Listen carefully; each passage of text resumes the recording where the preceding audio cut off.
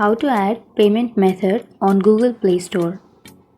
So if you want to add a payment method on Google Play Store, then first of all you have to make sure that you have a stable internet connection, and then you have to open up your Play Store application.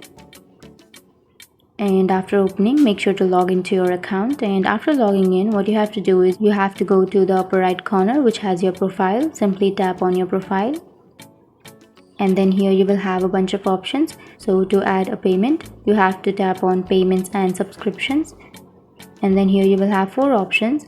Choose the first option which says payment method, and now you have to tap on add credit or debit card, and then from here you can add your payment method. So first you have to enter your card number, the 16-digit card number which you have on your credit or debit card, and then after entering the card number you have to tap on save, which is on the bottom of your screen, and after entering the card credentials you can simply tap on save, which is on the bottom. And that's it. That's the way to add payment method on Google Play Store. And if you have any questions, feel free to comment below. Thanks for watching.